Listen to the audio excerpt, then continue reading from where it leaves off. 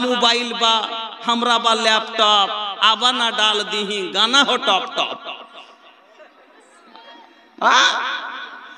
अब बुझा देखो এত সুন্দর করে লিখে রেখেছে আর ও পাক্কা মুসলমানের বেটার দোকান পাক্কা মুসলমানের আওলাদের দোকান গান বিক্রি করছে শরিয়তে মিউজিক আলাতে মৌসিকি হারাম আজ এই গুনাহকে যদি গুনাহ মনে করতাম তাহলে আজ বাপের আগা দিকে এইভাবে বেটার মোবাইল বাজতো না আজ মুসলিম সমাজের মুসলিম গ্রামে আজ বিয়ে শাদিতে ডিজের আওয়াজ আসতো না এরকম বাজনার আওয়াজ আসতো না আমরা গুনাহই মনে করি না শুনুন হাদিসটা শুনেলেন যারা মুমিন হবে এবার আপনি মুমিন কি মুমিন লয় আপনার ভিতরে ঈমানের তাকাজা কতখানি আছে আপনি এই হাদিসটাকে শুনেন তাইলে বুঝতে পারবেন আল্লাহর নবী বলছেন ইন্নাল মুমিনা ইয়ারা যুনুবাহু কান্নাহু কায়েদুন তাহতা জাবালিন ইয়াখাফু আন ইয়াকা আলাইহি ওয়া ইন্নাল ফাজিরা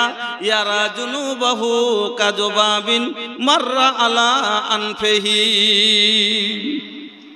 আল্লাহর নবী বলছেন যারা মুমিন হবে মুমিনের দ্বারাই যখন কোনো গুনাহ হয়ে যায় মুমিনের দ্বারাই যখন কোনো গুনাহ হয়ে যায় মুমিন নিজকে কিরকম মনে করে যেমন একটা লোক পাহাড়ের নিচে বসে আছে আর পাহাড়টা একবারে পড়বো হয়ে আছে ওই লোকটা ভয়ে খালি কাঁপছে যে এখন আমার মাথার উপরে পাহাড়টা যদি পড়ে যায় আমার জীবন বরবাদ হয়ে যাবে আমি চেপে যাব আমার আমি নষ্ট হয়ে যাব এই জন্য ডরে ভয়ে কাঁপছে ওই রকমই মুমিনের দ্বারাই যখন কোনো গুনাহ হয়ে যাবে মুমিন গুনার ভয়ে কাঁপবে ডরে কাঁপবে আমার দ্বারাই এই গুনাহ হয়ে গেছে আমার মাথার উপরে এত বড় গুনার পাহাড় এখন যদি আমি মরে যাই এই গুনার চাপে আমার আখিরাত বরবাদ হয়ে যাবে আমি আখিরাত নষ্ট হয়ে যাবে আমি জাহান্নামে চলে যাব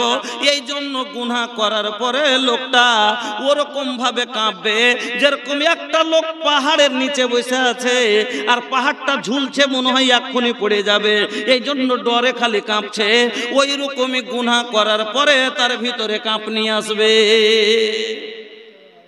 মুমিন যারা হবে মুমিনের দ্বারাতে গুনাহ হওয়ার পরে ওরকম ভাবে ওর ভিতরটা কাঁপবে যেরকম একটা লোক বুঝতে পারলেন তো যে একটা ঝুলা পাহাড় এরকম পাহাড়টা লটকে পড়ছে আর ওর নিচে বসে আছে কায়েদুন তাহতা আলা জাবালিন পাহাড়ের নিচে বসে আছে আর লোকটা খালি ডরে কাঁপছে যে এক্ষুনি মনে হয় পাহাড় মাথার উপর পড়লো কি পড়লো আর পড়লি আমি চেপে যাব মরে যাব ওই লেগে ডরে কাঁপছে ওরকমই মুমিনের কাছে যখন কোনো গুনাহ হয়ে যায় তখন মুমিন ডরে কাঁপে এখন যদি আমি মরে যাই তাহলে কিন্তু আল্লাহর কাছে আমি পাকড়া যাব আল্লাহর কাছে কি জবাব দিব আমার কবরে কি হবে আমার হাসরে কি হবে আমার আখিরাতে কি হবে আর আমার জাহান্নামে কি কষ্ট হবে এই জন্য লোকটা কাঁপবে ওর ভিতরটা কাঁপবে এবার যদি গুনাহ করার পরে আপনার ভিতর কাঁপে তাহলে জানতে আপনি মুমিন আছেন কাঁপেছে কিনা জীবনে জানি না আর যারা ফাসিক ফাজির হবে আর যদি গুনাহ করার পরে কাঁপতো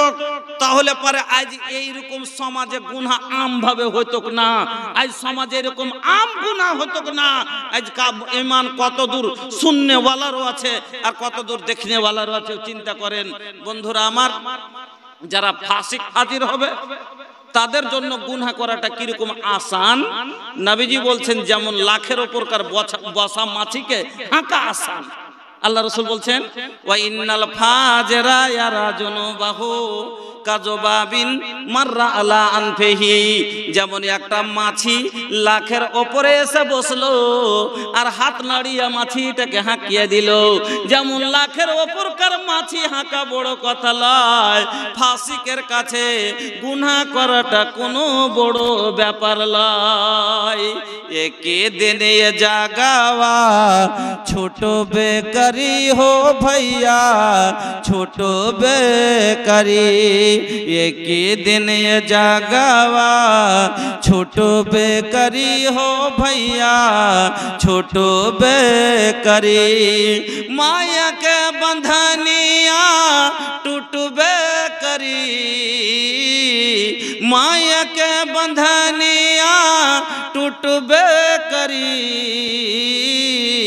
एक ही दिन ये जागावा छूटबे करी हो भैया छूटबे करी ना जानी कब आ जाई संदेशावा छोड़े के पड़ी वो दिन माया वाला देसावा ओ दिन सब गुमान तोहार टूटबे करी हो भैया टूटबे करी ओ दिन सब गुमान तोहार टूटबे करी हो भैया टूटबे करी केकरा खातिर धन रतन जुटात बाड़ा घोड़ा हाथी मोहलत महला बनावत बाड़ा केकरा खातिर धन रतन जुटात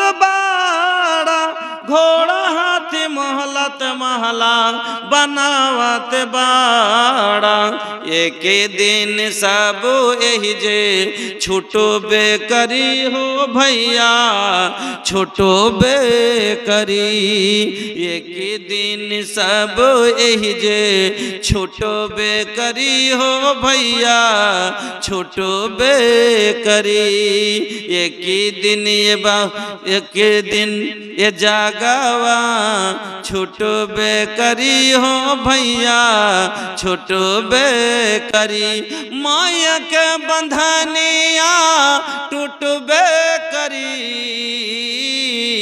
एक ही दिन ये जागावा छूटबे करी हो भैया छूटबे करी আমার বন্ধুরা আমার ভাই জানেরা তাহলে সব মানুষই আমরা সবাই জানি কে কি জীবনে পাপ করেছি কেউ না জানলো আপনি জানেন আর আমি জানি আল্লাহ রাব্বুল আলামিন বলছেন বান্দারে তোর কাছে কতই বড় পাপ হয়ে গেছে তুই না উম্মিদ হোস না তুই কোছে আমরা অনেক মানুষ এত বড় বড় পাপ করে বসে আছি অনেক মানুষ হতো না উম্মিদ হয়ে গেছে যে মনে হয় আমার ক্ষমা হবে না মনে হয় আমি মাপ পাবো না আমার আল্লাহ বলছেন বান্দা লা তাকনাতু মির রাহমাতিল্লাহ আমার রহমত থেকে মুখ ফিরাস না আমি আল্লাহ তোমাকে বলছি তুমি তওবা করো এমন ভাবে তওবা করো যাতে কামিয়াব হয়ে যাও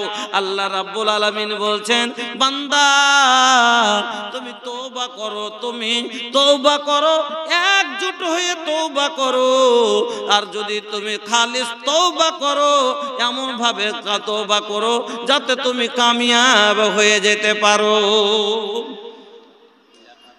মানুষ ভুল করেছে মানুষ তওবা করবে কিন্তু মানুষের তওবা করাতে আল্লাহ কত খুশি হয় জানেন আপনি ভুল করেছেন আমি ভুল করেছি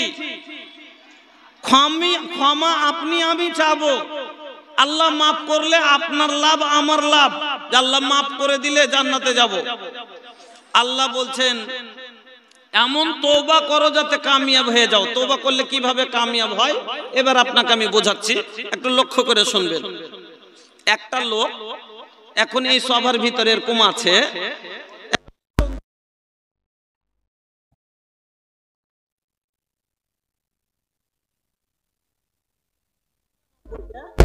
গুনাহ আছে আর একটা মাত্র নেকি আছে এখন যদি লোকটা মরে যায় তওবা করার আগে তো লোকটা জান্নাতে যাবে না জাহান্নামে যাবে তো সবাই বলবেন যে জাহান্নামে যাবে কেন যে আল্লাহর তারাজুর পাল্লা যেদিক ঝুঁকবে নেকির দিক ঝুঁকে জান্নাতে যাবে গুনহার দিক ঝুঁকে জাহান্নামে যাবে এটা হলো আল্লাহর তারাজুর বৈশিষ্ট্য আপনার কি তারাজু তো দেখেছেন দুনিয়ার তারাজু আর আল্লাহর তারাজুতে ফরক আছে ভাই দুনিয়ার তারাজুতে একটু হেরফের চলে দুনিয়ার তারাজুতে একটু কম বেশি চলে কিন্তু আল্লাহর তারাজুতে চলে না যেমন আপনারা আমরা দুনিয়াতে কয় রকমের তারাজু দেখেছি একটা বড় বড় 3 খুঁটা লাগিয়ে এখন তারাজু লাগাইছে ধানের বস্তা পাটের বোঝা লাপার লেগে লাগাইছে এই তারাজুটা আমরা খাঁটি মনে করে মাল দিছি না দিনা খাঁটি মনে করে মাল দিচ্ছি, ওইটা কি সহি ওজন দেয়? জীবনও লয়, সহি ওজন হয়, জীবনও হয় না। কেন? জীবনে দেখবেন আপনি কিলোর ওপরে ওজন বা কমে ওজন পাওয়া যাচ্ছে, পাওয়া যায়? ওই কিলোই ধরবে, 62 kilo, 60 kilo, 54 kilo, 52 kilo, 72 kilo, যাই তো হোক কিলোই ধরবে। কিন্তু 52 কিলো, 361 কিলো, 200 এরকম ওজন পেয়েছেন কোনদিন? 100-200 গ্রামের ওজনেতে পাওয়া যায়? বড় তারাজুতে পাওয়া যায়? যায় না। তাইলে এর লাভ সহি লয়। কেন? যে অতি বড়তে কাহরির 1 কুয়া বেশি আছে, তো কাহরির 100 গ্রাম বেশি আছে, এই তারাজুর ওজন সহি লয়। এবার আপনার বাড়িতে একটা ছোট তারাজু আছে, যাতে 1 কিলো 2 কিলো লাপেন, 1-2 কিলো চাইল লাপেন, তবে 100 গ্রামও যদি বেশি হয় তো ধরা যাবে? যাবে না? যাবে না? ধরা যাবে যে নিচে হিজবে ওদিক, তো 100 গ্রাম। কিন্তু ইয়াতে যদি 2টা চাইলের দানা বেশি হয়ে যায়, 4টা, তো ধরা যাবে? যাবে না। তাইলে এ লাপও সহি লয়, এ লাপও সহি লয়। কেন? জাতীয় 2 দানা বেশি আছে। এবার সোনারের দোকানে একটা এত বড় তারাজু আছে, অতি একটা চাইলের দানা যদি দেন তা ওজনে আসবে না, হলে মাই লোকের লাখের বেসর লাপে কেন করে দেখি অতি। তাইলে এই বড় তারাজু থেকে মাঝারি তারাজু ভালো, বেশি উন্নত মানের, আর মাঝারির থেকে ছোট স্বর্ণকারের তারাজু বেশি উন্নত মানের, ওজন ধরে লাই। হ্যাঁ, মেনে নিলাম। এবার আপনাকে একটা কথা বলছি, বলবেন যে মুলি সাহেব এখন কম্পিউটারের যুগ উঠেছে, কম্পিউটারের যুগ উঠেছে মুলি সাহেব, আমরা কম্পিউটারে দিচ্ছি, কম্পিউটারে লাইপে দিচ্ছি, কম্পিউটারের ওজন সহি না? সহি জি। আমি কম্পিউটারের উপর এখানটা 100 টাকার নোট থুবো, আমি বুঝাবো, কথা বুঝছেন তো? আমি কম্পিউটারের উপরে একটা 10 টাকার নোট থুবো, ওজন আসবে? আসবে? আসবে জি ভাই। এখানটা 10 টাকার নোট আমি কম্পিউটারের উপরে থুয়ে দিই, ওজন আসবে? ও উঠবে তো? 10 টাকার তাইলে ভ্যালু আছে না নাই? 10 টাকার মূল্য ভ্যালু আছে না নাই? কিন্তু ওজনে যে তার ভ্যালু পাওয়া গেল কি? গেল না। আচ্ছা, আল্লাহর তারাজুতে এখানে কম্পিউটারে দিয়া ওই এখানটা 10 টাকার ওজন আসলো না, আল্লাহর তারাজু কত খাঁটি হবে? আল্লাহ কোরআনে বলছেন, ফামাইয়া আমাল মিসকাল যাররাতিন খায়রান ইয়ারা ওয়া মাইয়া আমাল মিসকাল যাররাতিন শাররান ইয়ারা। বান্দারে, যারা পরিমাণ যদি জীবনে পাপ করেছো, সেটাও তোমার সেদিন তো তারাজুতে তোলা হবে, ওজন দিবে, আর তোমার চোখে তুমি দেখতে পাবে। আর বান্দা, যারা পরিমাণ যদি নেকি করেছো, সেটাও তোমার তারাজুতে ওজন দিবে, আল্লাহর তারাজুর ওজন পাল্লাই উঠবে, আর সেটাও তুমি নিজের চোখে দেখতে পাবে। এবার বলবেন জাররা, জাররা কাকে বলে চেনেন? জাররা কিসকো कहते हैं? কাকে বলে জাররা জানেন? যারা জাররা চিনেন আপনারাই কইছেন কিনা? আবে তোকে জাররা জাররা হিসাব দিতে হইবে বে। কিন্তু জাররা জানেন কি? জাররা মানে আমরা সবাই বুঝি যে ছোট জিনিস, নাকি? সবাই বুঝি ছোট জিনিস। বুঝতে যদি না পেরে থাকেন, কাল দুপুরের সমাতে ঘরের ভিতরে সেন্ধে যাবেন, জানলা খিড়কি সব বন্ধ করে দিবেন, আর টিনের বা চালের ছান্দা দিয়ে চিকাসের আলোটা বা ওই চোখাটের গোড়া দিয়ে চিকাসের আলোটা, লাইটটা যখন ঘরে সান্ধাইবে, ওই লাইটটার দিকে তাকায়েন, দেখবেন যে একবারে খুদি খুদি ভিনি ভিনি জিনিস, কি ধুলার মতন, ধুন্দির মতন, যেন কুলকুল কুলকুল কুলকুল করে ভাসছে।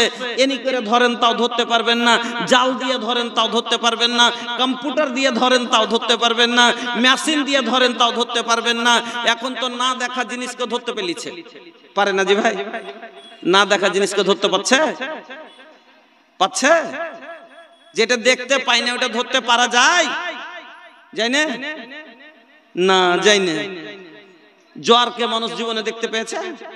জ্বর যে মানুষকে হয়তো জীবনে দেখতে পেয়েছে, ধরছে না, ধরে না। এখানটা হুড়কা বগলে ভয় দিলে 3 মিনিট পরে কইছে 102 ডিগ্রি, ধরলে না, ধরলে না, ধরলে না, ধরলে না। তাইলে তো না দেখা জিনিসকে ধরে লিছে, কিন্তু জাররা যে কি দেখতে পাওয়া যাচ্ছে তবু ধরা যায় না, দেখতে পাওয়া যাচ্ছে তবু ধরা যায় না। তবে এই জাররা পরিমাণ জিনিস আপনি কোটি কোটি জাররা যদি তারাজুর পাল্লাই চাপিয়ে দেন, কম্পিউটারে চাপিয়ে দেন, ওজন আসবে না।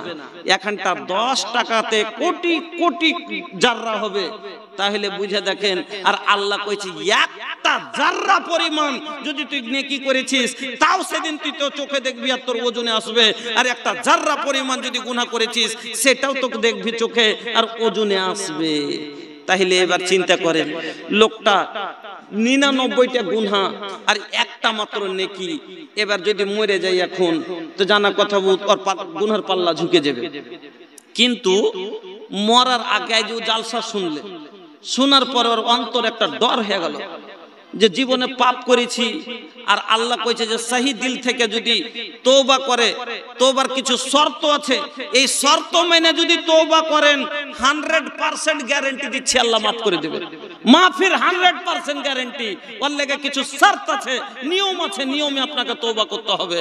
তবে আমি নিয়মগুলো আপনাকে শিখিয়ে দেব, একটু ধৈর্য রাখেন। হ্যাঁ, তো ভাই জাররা পরি, এবার লোকটা মরার আগে কাঁদতে লাগলো আল্লাহর কাছে।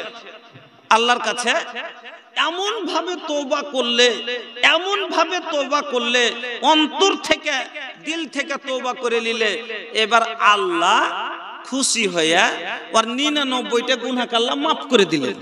99টা গুনাহকে আল্লাহ মাফ করে দিলেন। এবার আপনি কহেন যে তারাজুর একদিকে আছে 900 গ্রাম আর একদিকে আছে 100 গ্রাম, তো 900 গ্রাম ভারী হয়েছিল, এবার 100 গ্রাম ওজনে উঁচা হয়েছিল। এবার 900 গ্রামকে যদি আমি উঠিয়ে লি, 100 গ্রামে ঝুঁকবে কি ঝুঁকবে না? তো আল্লাহর একদিকে ছিল 99 গুনাহ আর একদিকে ছিল একটা নেকি, এইরকম হয়েছিল। এবার 99টা গুনাহকে আল্লাহ তার পাল্লা থেকে উঠিয়ে ফেলে দিলে, মানে আল্লাহকে মাফ করে সাফ করে দিলে। তাহলে একটাই নেকি এদিকে বাঁচলো, যেমনি একটা নেকি বাঁচলো এদিক উঠে গেল, আর এদিক একটা নেকির দিক বসে গেল। তাইলে একটাই নেকি তার জান্নাত যাওয়ার লাগে কাফি হলো না? হলো না? একটাই নেকি তার জান্নাত যাওয়ার লাগে জারিয়া বনলো না? বনলো না? এই জন্য ভাই, যদি নেকি কমও করেন আর গুনাহ থেকে তওবা করে মরতে পারেন, পাপ ছেড়ে মরতে পারেন, একটু অল্প নেকি জান্নাতে নিয়ে চলে যাবে। আর যদি গাড়ির গাড়ি নেকি করে যান আর গুনাহ ছাড়তে না পারেন, তওবা করতে না পারেন, লাস্টে যায় জাহান্নামে যাবেন।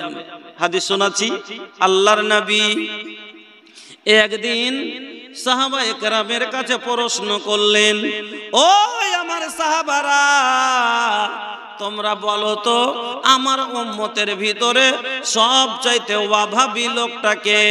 আমার উম্মতের ভিতরে সবচাইতে গরিব লোককে?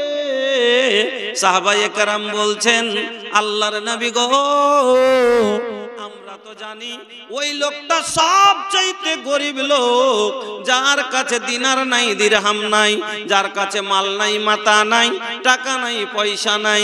যেমন আমরাও সবাই মনে ভাবি ওই লোকটাকে গরিব মনে করি, যার কাছে কিছু নাই। যারা অভাবী লোক তারাকে গরিব লোক বলি, অভাবী বলি। আমার বন্ধুরা, নবীজির সামনে সাহাবায়ে কেরাম বলছেন, ইয়া রাসূলুল্লাহ, গরিব তো হলো ওরাই যার কাছে কিছু বা যার কাছে জমি নাই, জায়গা নাই, যার কাছে দিনার নাই, দিরহাম নাই, মাল নাই, মাতা নাই, ওরা হলো গরিব। নবীজি বলছেন, না না, তোমরা বুঝতে পারোনি, আমার উম্মতের সবচাইতে গরিব লোককে আজ তোমরা শোনো। নবীজি বলছেন, শোনো, আল্লাহর সামনে কিয়ামতের দিন একটা লোককে হাজির করা হবে। একটা লোক আসবে আল্লাহর সামনে, তার যতটুকু নেকির দীপ আম্বার থাকবে, যেদিকে নজর দিবে সেদিকেই নেকি। উত্তরে দেখবে রোজার নেকি, দক্ষিণে দেখবে নামাজের নেকি, পূর্ব দিকে দেখবে, পশ্চিমে দেখবে, চতুর্দিকে যাকাতের নেকি, সাদকার নেকি, খায়রাতের নেকি, অনেক নেকি, যে নাফলের নেকি, তাহাজ্জুদের নেকি, দান পুণ্যের নেকি, সব চোখ যেই দিকে নজর যাবে খালি নেকি আর নেকি দেখা যাবে। এই নেকি দেখে লোকটাকে জান্নাত নিয়ে যাওয়ার হুকুম দেওয়া হবে, জান্নাতে নিয়ে যাওয়ার জন্য প্রস্তুতি নেওয়া হবে।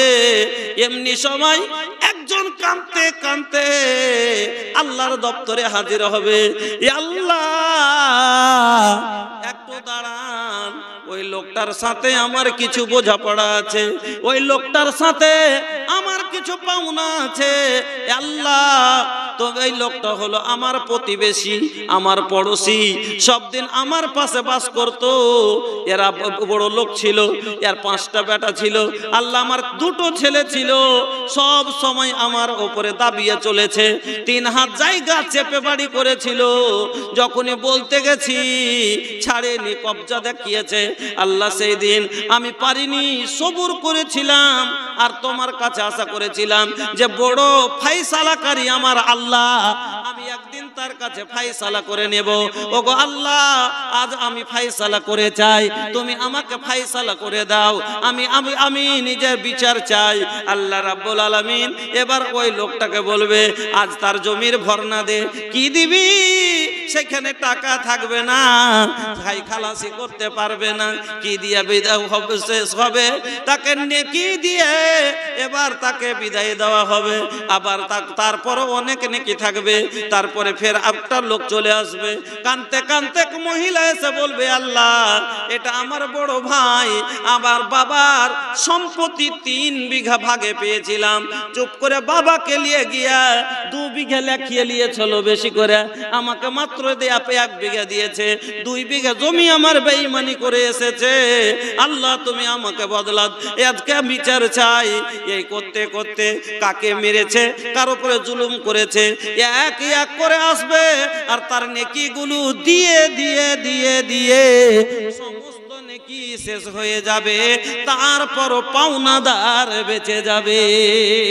তারপর যখন পাওনাদার বেঁচে যাবে, ওরাকে বলবে তোরা গুনাহগুলো এর উপরে চাপা।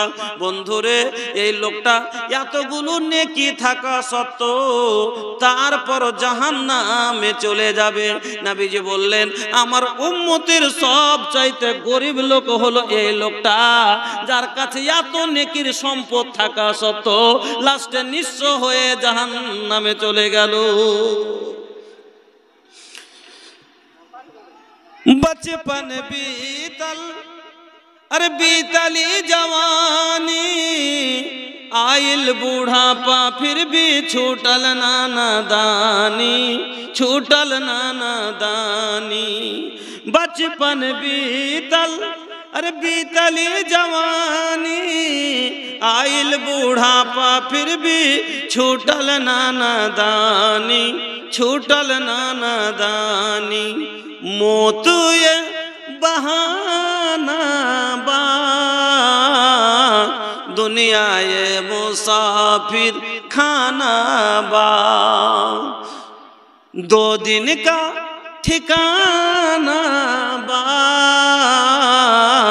दुनिया ये मुसाफिर खाना बा। तो भाईजान বলতেছিলাম, এত